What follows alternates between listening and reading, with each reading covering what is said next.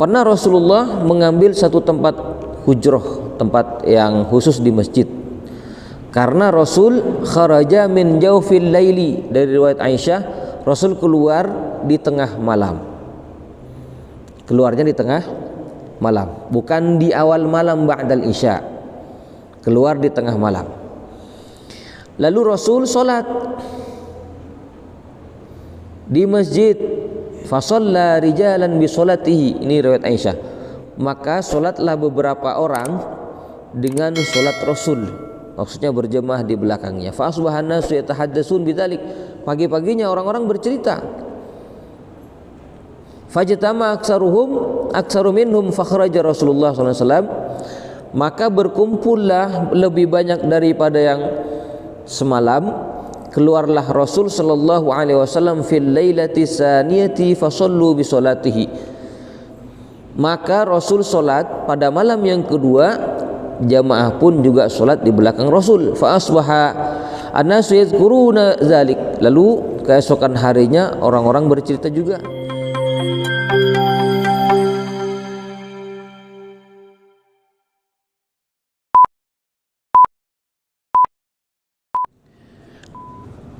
Assalamualaikum warahmatullahi wabarakatuh. Bismillah, alhamdulillah, wassalatu wassalamu ala rasulillah wa ala alihi wa sahabatihi wa mawalahu ba'd. Allahumma anfa'na bima 'allamtana wa 'allimna ma yanfa'una wa zidna 'ilma. Allahumma inna na'udzubika min qalbin la yakhsha wa min nafsin la tashba wa min 'ilmin la yanfa' wa min da'watin la yustajabu laha. Para jamaah, hadirin hadirat, semoga Allah meridai kita semua. Nikmat Allah kepada kita begitu besar dan tidak mungkin kita untuk menghitung. Tapi kita diperintah hanya bersyukur, tidak diperintah untuk membayar dengan uang, karena tidak akan pernah mampu kita kalau diperintah membayar dengan harta, dengan materi. Allah tidak butuh materi, tapi kewajiban kita hanya bersyukur, seperti mana firman Allah, seperti mana hadis Rasul sallallahu alaihi wasallam, ma an'amallahu ala 'abdin ni'matan summa qala alhamdulillah. Tidaklah seorang Allah memberikan nikmat kepada seorang hamba, lalu dia berkata, hamba tadi berkata alhamdulillah, puji bagi Allah, illa a'tahu afdala mimma akhadha, kecuali Allah akan memberikan kepada hamba yang lebih afdal, yang lebih baik daripada yang dia terima saat itu. Kita mendapatkan nikmat sehat, nikmat pendengaran, bisa mengisi dengan ilmu, sama-sama mengkaji tentang syariat. Ini nikmat. Mensyukurinya kita katakan alhamdulillah, lalu kita juga mensyukuri dengan mendengarkan hal-hal yang baik, kalimah thayyibah, majelis ilmu, itu hal yang baik. Maka kata Rasul, illa atahu, kecuali akan diberikan oleh Allah afdala mimma akhadha, lebih baik, lebih afdal daripada yang dia ambil, yang kita terima sekarang. Apa itu pahalanya? Seberapa besar Allah yang tahu. Maka jangan pernah bosan untuk senantiasa mengatakan alhamdulillah, alhamdulillah. Umar bin Khattab dalam sebuah riwayat pernah mengatakan, saya tahu tentang subhanallah dan Allahu Akbar, tapi apa yang dimaksud dengan alhamdulillah? Lalu menjawab Ali bin Abi Thalib, kalimatun radhiyahallahu li nafsihi satu kalimat yang Allah ridha terhadap dirinya.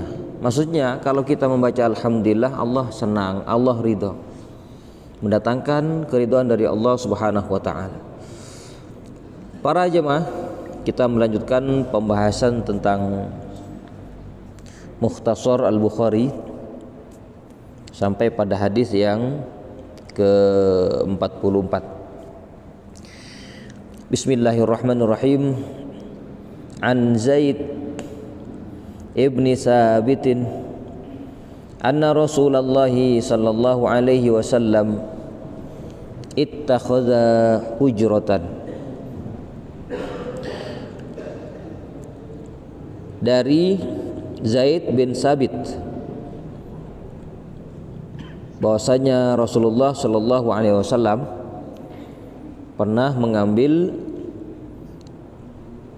ruangan khusus, maksudnya satu tempat khusus di masjid. Qala, lalu berkata, yang berkata ini adalah seorang perawinya yang bernama Bishr bin Sa'id. Perawi maksudnya yang mendengar dari Zaid bin Sabit bernama Bishr bin Sa'id. Nah, dia berkata, qala hasibtu annahu qala min hasirin. Saya mengira, saya menduga atau saya yakin Zaid, nah kan dari Zaid tadi, sahabat Rasul. Zaid itu berkata min hasir, mengambil satu tempat khusus yang di situ ada hasir, tikar. Istilah kita lama Pak ya.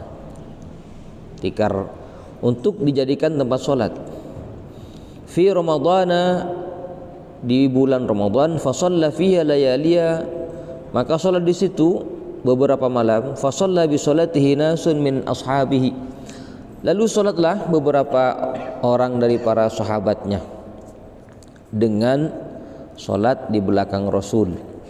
Falamma alima bihim ja'ala yaqudu fakharaja ilaihim, maka ketika mengetahui mereka, Rasulullah mengetahui mereka dalam jumlah yang semakin banyak, karena di sini sholat Rasul di bulan Ramadan hanya dikerjakan selama 3 malam. Yang ini merupakan muasal dari sholat tarawih. Nah, ketika malam ketiga, sahabat sudah berdesak-desakan. Malam pertama Rasul keluar, ada sahabat yang melihat Rasul sedang sholat, maka berjemaah di belakang Rasul. yakni pada tanggal 23-nya di bulan Ramadan. Lalu keesokan harinya sahabat bercerita, tadi malam sholat bersama Rasulullah. Nah, malam 25 Rasul keluar untuk sholat, dan sahabat yang mendengar juga mereka menunggu sebelumnya. Akhirnya jumlah sahabat semakin banyak. Malam 27-nya, nah ini sudah banyak, semakin banyak, sehingga malam selanjutnya masjid sudah full, sahabat menunggu Rasul sampai datang waktu subuh, dan Rasul Shallallahu Alaihi Wasallam sholat subuh, baru di situ Rasulullah fakharaja ilaihim, keluar kepada mereka, faja'ala yaq'ud, Rasul duduk, maksudnya tidak keluar dari rumah. Pada malam keempat Rasul sholat, berarti Rasul sholatnya di rumah. Fakharaja ilaihim, maka keluar kepada mereka, faqala, lalu bersabda. Ketika Rasul sholat, selesai sholat, keluarnya untuk sholat subuh, selesai sholat subuh, Rasul menghadap kepada sahabat, kemudian bersabda, qad araftu alladzi ra'aitu min sani'ikum, saya tahu yang saya lihat dari apa yang kalian kerjakan, maksudnya kesungguhan sahabat untuk ikut berjamaah di belakang Rasul. Sampai dalam penjelasannya Rasulullah tidak keluar rumah. Jadi sahabat itu mungkin enger Pak. Ada yang ketok-ketok pintu Rasul, menyangkanya Rasul tidur tidak bangun.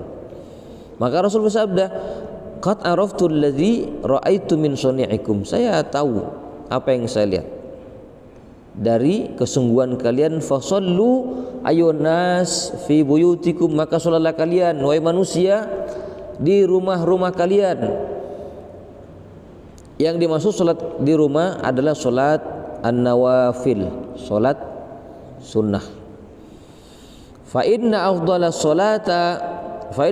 salati salatul mar'i fi baitihi ilal maktubata, karena sungguhnya yang paling utama salat yakni salatnya seorang laki-laki maksudnya di rumahnya kecuali yang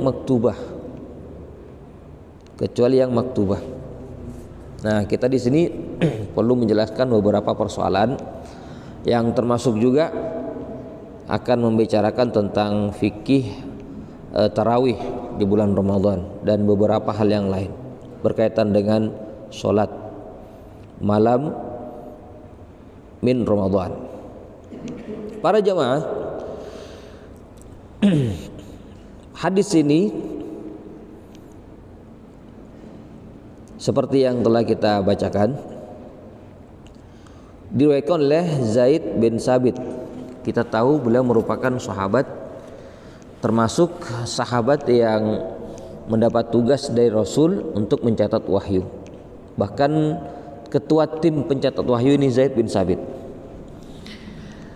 Maka meriwayatkan pernah Rasulullah mengambil satu tempat hujroh, tempat yang khusus di masjid. Karena Rasul kharaja min jawfil laili, dari riwayat Aisyah, Rasul keluar di tengah malam. Keluarnya di tengah malam, bukan di awal malam ba'dal isya. Keluar di tengah malam. Lalu Rasul salat di masjid. Fasalla rijalan bi salatihi, ini riwayat Aisyah. Maka salatlah beberapa orang dengan salat Rasul, maksudnya berjemaah di belakangnya. Fa asbahan nasu yatahaddatsun bidzalik, pagi-paginya orang-orang bercerita. Fajtama aktsaru minhum fakhraja Rasulullah sallallahu alaihi wasallam, maka berkumpullah lebih banyak daripada yang semalam. Keluarlah Rasul sallallahu alaihi wasallam fil lailati saniyati fasallu bi salatihi. Maka Rasul salat pada malam yang kedua, jamaah pun juga salat di belakang Rasul. Fa asbaha an-nasu yadhkuruna dzalik. Lalu keesokan harinya orang-orang bercerita juga. Wa kasura ahlul masjidi fil lailati salisati, maka menjadi banyak jamaah masjid pada malam yang ketiga. Fakharaja fasallu bi salati, keluar Rasul untuk salat qiyamul lail, lalu mereka juga salat. Falamma kanatil lailatur rabi'ah, maka ketika malam yang keempat, dhaqal masjidu an ahli, maka masjid menjadi full, penuh. Falam yakhrujul Mustafa ilaihim hatta kharaja li salatil fajri, dan Rasul tidak keluar al-Mustafa kepada mereka sampai keluar untuk salat subuh fajar. Falamma qada salat aqbala 'ala an-nas summa qala, selesai salat subuh menghadap ke jamaah, summa qala, kemudian bersabda, amma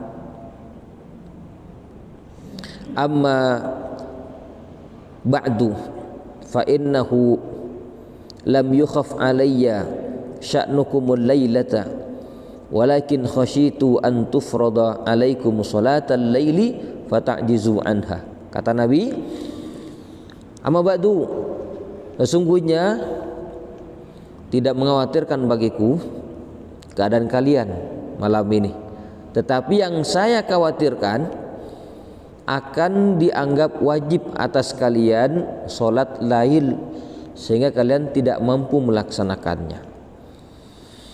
Maksudnya apa? Salat ini asal muasal salat tarawih Rasul sallallahu alaihi wasallam. Dan salat tarawihnya Rasul secara berjamaah hanya 3 malam bersama dengan sahabat. Berarti selain itu Rasul tidak berjamaah. Lalu apa yang dikerjakan Rasul? Pada hadis yang sebelumnya kita sudah menjelaskan bahwasanya Rasulullah karena Nabi sallallahu alaihi wasallam ajwadan nas, adalah manusia yang paling baik. Wa kana jaduha hina yalqahu Jibril, ketika dijumpai oleh Jibril. Wa hina yalqahu Jibril fi kulli lailatin min Ramadan fayudarisul Quran, dan dijumpai oleh Jibril setiap malam di bulan Ramadan untuk apa? Ditadarusi Quran. Jadi istilahnya Jibril itu mendengar bacaan Rasul setiap malamnya. Nah, ini salah satu kenapa Rasul kok tidak tarawih setiap malam setiap tahun di bulan Ramadan. Karena Jibril mentadarusi Rasul Quran setiap malamnya. Tentu dengan sholat qiyamul lail Rasul. Sehingga para jamaah sekalian yang sama-sama berbahagia, nanti setelah Rasul sallallahu alaihi wasallam melakukan sholat tarawih yang hanya 3 malam, nanti manusia pada tahun-tahun berikutnya juga sama. Sholat tarawih, sholat qiyamul lailnya ada yang dikerjakan secara berjamaah, ada yang dikerjakan di rumahnya. Sampailah di zaman Abu Bakar As-Siddiq, tarawih atau qiyamul lail itu masih sama, tidak ada perubahan. Kalaupun ada yang berjamaah seperti diriwayatkan, dijelaskan oleh Imam Ibnu Hajar Al-Asqalani dalam syarah Bulughul Maram, dalam syarah Bulughul Maram, bahwa Rasulullah Shallallahu alaihi wasallam yang hanya 4 malam nanti menjadi rujukan. Di zaman Abu Bakar As-Siddiq sholat tarawihnya itu berjamaah secara waktu sama dengan pelaksanaan Rasul, yakni di tengah malam, dan dikerjakan dalam bacaan yang sangat panjang. Ini bacaan mi'in, yaitu ratusan ayat. Selesai mendekati waktu sahur, bahkan ada yang tidak sempat makan sahur sudah datang waktu subuh. Sampailah di zaman Umar bin Al-Khattab, di awal-awal pemerintahan beliau, maka beliau melihat, ya saya seandainya mengumpulkan orang-orang, kata beliau, saya ingin mengumpulkan orang-orang sholat qiyamul lail yang dikerjakan lebih ringan, sehingga ba'dal isya dikerjakan lebih awal, ba'dal isya dikerjakan, dan yang ditunjuk jadi imam adalah Ubay bin Ka'ab, sahabat Ubay bin Ka'ab, dengan ketentuan ayat antara 20 sampai 30 ayat pada setiap rakaatnya yang dibaca. Kalau misalkan imam bacaannya lebih pelan, maka cukup 20 ayat. Kalau lebih cepat cukup 30 ayat setiap rakaatnya. Adapun jumlah rakaatnya, berapa tarawihnya yang dihitungkan oleh Umar bin Khattab, nah ini terjadi perbedaan riwayat. Tapi yang pasti dijadikan lebih pendek bacaan-bacaan dibanding di zaman Abu Bakar, karena untuk meringankan sholat tarawih.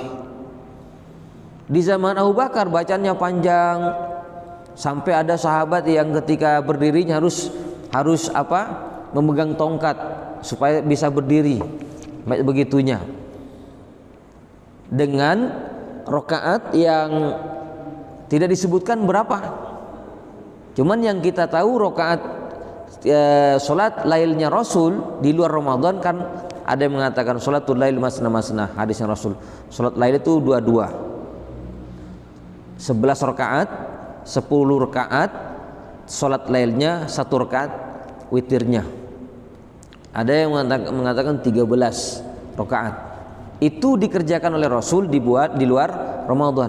Sedangkan di bulan Ramadan tidak disebut. Nah, dari sinilah akhirnya terjadi perbedaan di kalangan umat Islam, karena memang riwayatnya berapa Umar bin Khattab menentukan jumlah rakaat. Para jemaah sekalian yang sama-sama berbahagia, sehingga itu pelaksanaan tarawih lebih ringan daripada sebelumnya. Adapun jumlah rakaat, ada beberapa riwayat yang tidak sama. Ada yang meriwayatkan Umar menentukan rakaat, ada yang mengatakan 11 rakaat sama seperti di zaman Rasul. Itu dikuatkan oleh Imam Ibnu Abdul Bar,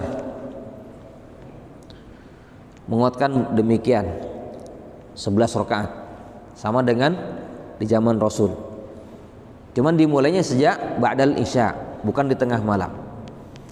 Terus menurut yang disahihkan riwayatnya oleh Syekh Albani sebanyak 21 rakaat. Syekh Albani menguatkan 21 rakaat. An-Nawawi menguatkan dalam Al-Majmu' sebanyak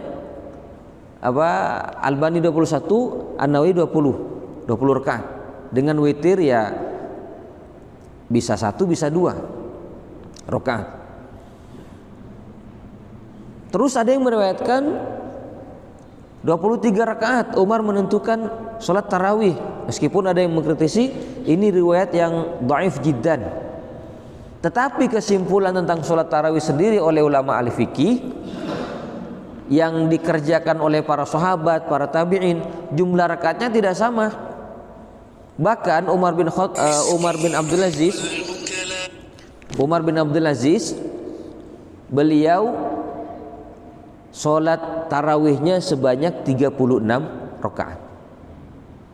36 rakaat. Maka disimpulkanlah oleh Imam Ibnu Hajar Al-Asqalani, orang-orang dahulu dari kalangan sahabat, dari tabi'in dan setelahnya, ada yang sholat tarawih sebanyak 11 rakaat, ada yang 13 rakaat, ada yang 20, ada yang 23, bahkan 30, bahkan 36 sampai 40.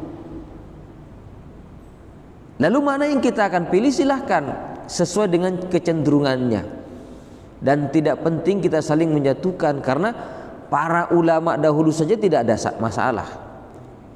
Kalau kita sekarang mempersoalkan berarti kan pemahaman sempit, apalagi yang bid'ahkan yang 23 misalkan, karena riwayatnya lemah. Dan Umar bin Abdul Aziz itu 36 rakaat. Apakah bid'ah? Enggak, Pak. Sahabat yang tinggal di Madinah bersama Umar bin Khattab berjamaah di Masjid Nabawi dengan rakaat yang berbeda, dengan rakaat yang lebih banyak. Tapi banyak sahabat yang tidak tinggal di Madinah, ada yang di Yaman, ada yang di Irak, di Kufah, ada yang di Syam, tersebar. Dari situ maka pelaksanaan tarawih di bulan Ramadan lebih banyak rakaatnya. Kenapa demikian? Padahal solat qiyamul lailnya Rasul di luar Ramadan antara 11 dengan 13 rakaat lah total dengan witirnya itu. Kenapa demikian? Karena begini para jamaah, kita analogikan dengan menghatamkan Quran. Orang menghatamkan Quran di luar Ramadan kan Rasul melarang. Ada sahabat namanya Abdullah bin Amr bin Al-As. Itu kalau qiyamul lail semalam khatam 30 juz. Setiap malam, nggak pernah tidur. Siangnya berpuasa, nggak pernah batal. Akhirnya dipanggil oleh Rasul sallallahu alaihi wasallam, dikasih nasihat, kamu punya hak, matamu punya hak, badanmu punya hak, keluargamu, istrimu punya hak disentuh, dikumpuli. Terus Rasul memberi batasan, kalau kamu mau khatamkan Quran tiap bulan saja. Ya Rasulullah, lama sekali tiap bulan. Tiap malam saya bisa kok, tiap bulan kelamaan. Kalau begitu tiap 2 minggu saja. Ya lama juga ya Rasulullah. Kalau begitu tiap minggu, lama juga. Akhirnya kata Rasul, per 3 hari kamu tidak boleh lebih cepat daripada itu. Dan ini yang sesuai difirmankan Allah, la tuharrik lisanaka lita'jala bih. Jangan kamu gerakkan lisanmu untuk tergesa-gesa dengan Quran. Maksudnya apa? Kalau mau menghatamkan Quran paling cepat per 3 hari. Itu di luar Ramadan. Tapi masuk bulan Ramadan menghatamkan Quran sebanyak-banyaknya, sehari 2 kali atau bahkan lebih banyak, silahkan. Tidak ada larangan. Justru dianjurkan semakin giat menghatamkan Quran. Imam Syafi'i kalau bulan Ramadan sebanyak 60 kali. Berarti sehari 2 kali hatam. Itu Imam Syafi'i. Kenapa kok di bulan Ramadan semakin digencarkan, kok tidak ada batasan? Karena yang kita pahami, bulan Ramadan adalah bulan di mana pahala dilipat gandakan. Amal-amal semakin digencarkan. Mulai dari baca Quran, berpuasa, semakin digiatkan, termasuk sholat lail. Tidak ditentukan rakaatnya sebanyak berapa rakaat di bulan Ramadan. Makanya para sahabat dan para tabi'in macam-macam jumlah rakaatnya. Nah, kalau misalkan kita mengambil hitungan yang misalkan 11 rakaat, seperti mana yang disebutkan oleh Imam Ibnu Abdul Bar dalam Al-Istidkarnya, bahwa Umar menyuruh supaya sholat 11 rakaat. Ya silakan saja, tapi tidak perlu memprotes yang 23 rakaat, bahkan yang lebih banyak daripada itu. Yang penting bagaimana kita melaksanakan dengan baik, dengan tumakninah, tidak tergesa-gesa. Nah, itu yang paling penting. Ya kalau memang mau dalilnya Rasul 100%, mestinya bukan ba'dal isya. Kalau dalilnya kepada Rasul 100%. Karena Rasul itu qiyamul lailnya keluar dari rumah jam berapa?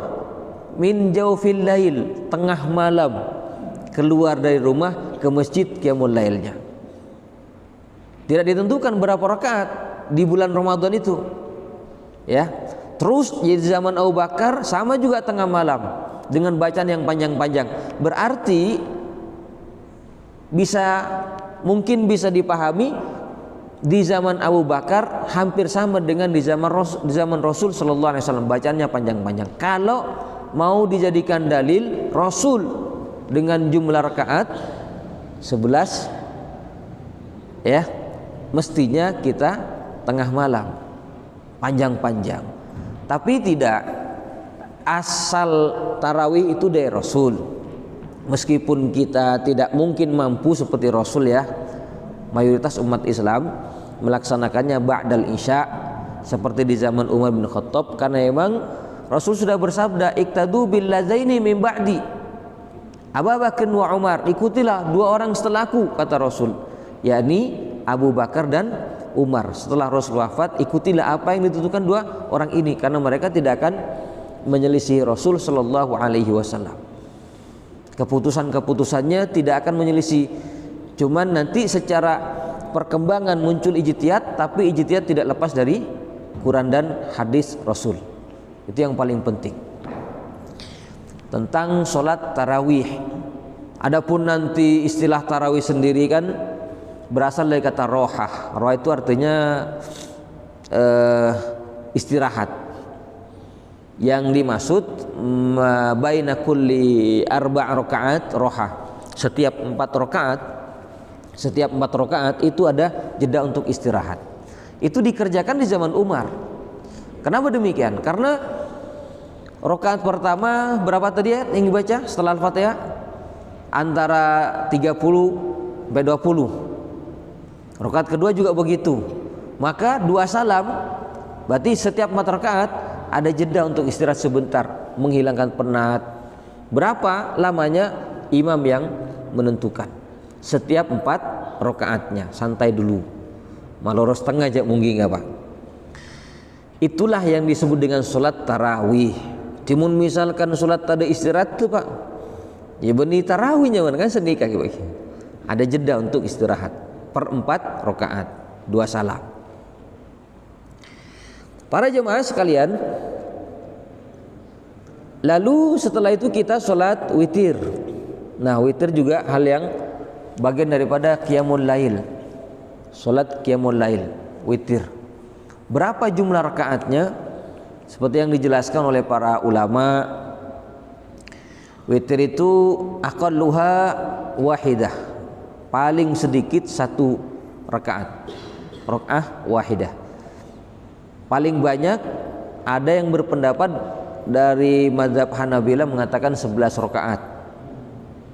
Dalam mazhab Syafi'iyah paling banyak 13 rakaat. Aisyah sendiri sholat witir itu sampai 7 rakaat dengan 1 salam. Nah, kita mau yang mana nih? Pilih yang 1 rakaat boleh. Bahkan Nabi mengatakan sholatul laili masna-masna, sholat malam itu 2-2. Fa idza khasyiya ahadukum min as-subhi fa'autir biwahidah atau kama qala. Sholat lail itu 2-2. Kalau kalian khawatir datang waktu subuh tak kacapok, maka sholatlah 1 rakaat witir. Sehingga kata para ulama fikih, sholat witir ini hukumnya sunnatun muakkadatun. Mun misalkan tak kacapok, para adzan puru jeke Pak, kacapok 1 rakaat, ya sudah witir 1 rakaat minimal, itu sudah minimal. Bahkan ada penjelasan orang yang sempat witir 1 rakaat itu pelit, bakhil. Lamun pas tak witir sekali Pak. Itu baik di bulan Ramadan maupun di luar Ramadan tentang witir. Nah, para jamaah sekalian yang sama-sama berbahagia, nanti dalam perjalanannya para ulama tentang sholat tarawih seperti yang dijelaskan di zaman Al-Hafidh Al-Iraqi, Al-Imam Al-Hafidh Al-Iraqi, di Mekah ditentukan sholat tarawih 2 kali, ba'dal isya sebanyak 20 rakaat, nanti tengah malamnya sebanyak 11 rakaat. Begitu. Ada 2 kali berarti. Kalau sekarang berapa? 23. Nah, itu di Mekah, di Masjidil Haram. Dan di tempat lain juga silakan mau mengamalkan demikian. Yang penting la witroni fi lailatin wahidatin, kata Rasul. Tidak ada 2 kali witir dalam 1 malam. Kalau tarawihnya silahkan nambah-nambah kalau mau. Tapi kalau witirnya cukup 1 kali. Sebab kalau witir dikerjakan 2 kali, hitungannya bukan witir lagi Pak. Witir artinya kan ganjil, bukan lagi ganjil. 3 rakaat misalkan, kita nambah 3 rakaat kan jadi 6, genap. Bukan lagi witir. Ini penting karena sebentar lagi akan masuk bulan Ramadan. Mudah-mudahan kita dipanjangkan umur sehingga kembali melaksanakan sholat tarawih dan sholat witirnya. Lalu ketika pelaksanaan sholat witir, ada hal yang penting juga agar melaksanakannya digenapi dengan doa kunut witir. Meskipun pembicaraannya tidak sesederhana Pak ya, karena di kalangan para ulama fikih juga macam-macam. Kalau mazhab Syafi'iyah, Hanabilah itu menganjurkan, menyunahkan. Tapi kalau mazhab Imam Abu Hanifah malah mewajibkan dimulai kunut witir di pertengahan Ramadan. Kunut witir di pertengahan Ramadan sampai akhir itu wajib dalam mazhab Abu Hanifah. Kalau itu dikerjakan secara berjamaah. Tapi kalau sholat witir sendirian tidak perlu kunut witir. Semua mazhab. Jadi kalau misalkan sholat sendirian witir tuh nggak perlu kunut. Kalau berjamaah dianjurkan. Kenapa dianjurkan? Kita lihat kepada asal usul. Rasulullah Shallallahu Alaihi Wasallam kunut witir dikerjakan dalam 5 waktu. ketika ada 40 sahabat yang dikirim ke perkampungan Zakwan, sahabat ahlu Quran yang awalnya diminta untuk mengajari Quran, sampai di sana dibantai malah. Akhirnya Rasul selama 3 hari, jadi mengatakan selama sebulan witir, kunut, ya, kunut di sholat 5 waktu, mendoakan kehancuran Zakwan, mendoakan kehancuran Ri'al, perkampungan Ri'al, juga mendoakan orang-orang yang sedang dalam intimidasi, dizalimi. Allahumma anji Al-Walid bin Al-Walid dan seterusnya, wal mustad'afina minal mu'minin. Itu doa Rasul itu. Sehingga kesimpulan ulama, agar orang kalau sholat witir dianjurkan kunut. Kapan? Ketika umat Islam sedang mendapatkan musibah. Itu dijelaskan oleh Imam An-Nawawi, oleh Syekh Ibn Taimiyah. Ketika umat Islam mendapatkan musibah, musibah apa sih? Kelaparan, terjadi gempa, atau bencana alam yang lain, termasuk ada umat Islam yang terzalimi oleh orang-orang yang jahat. Dianjurkan supaya memanfaatkan sholat witir untuk mendoakan mereka. Meskipun secara pelaksanaan, misalkan mazhabnya Imam Maliki, witirnya dikerjakan sebelum ruku, setelah baca ayat sebelum ruku. Ini mazhab Maliki. Kalau mazhab yang lain, ketika i'tidal mendoakan. Dan witir itu doanya silahkan karang sendiri. Kalau doanya Umar bin Khattab witir itu panjang, disusun sehalaman panjang. Kalau Rasul pendek-pendek itu doanya. Kalau Umar bin Khattab dan Ibnu Mas'ud itu panjang doanya untuk mendoakan umat Islam. Sehingga silakan, yang penting berbahasa Arab. Mungkin orang katanya, terus kalau begitu dalam sholat boleh dimasukkan hal-hal yang luar dari bacaan sholat? Karena ada hadis Rasul mengatakan, inna hadis sholat la taslulau min kalamin nas. Inna hadis sholat la yaslulaha min kalamin nas. Sesungguhnya sholat ini tidak boleh kemasukan ucapan manusia. Itu betul. Tidak boleh kita membaca di luar bacaan yang sudah ditentukan oleh Nabi Shallallahu Alaihi Wasallam. Tapi khusus ada pengecualian tentang doa kunut witir. Ini mendoakan umat Islam sesuai dengan kebutuhannya. Makanya kalau orang ulama-ulama luar negeri, para imam di Palestina, di Masjidil Haram, doanya itu panjang-panjang sampai nangis-nangis, karena sesuai dengan kebutuhan umat Islam hari ini. Nah, kita juga perlu mendoakan umat Islam, karena saat ini umat Islam banyak yang terzalimi, bahkan mendapatkan musibah. Kita perlu mendoakan mereka. Tidak perlu kita antilah dengan kunut ini, karena kunut sendiri para ulama menentukan ada 3. Kunut witir semua mengatakan sunnah, nggak ada mengatakan bid'ah, kecuali mazhab Syafi'i saja. Mazhab Syafi'i tidak ada kunut witir.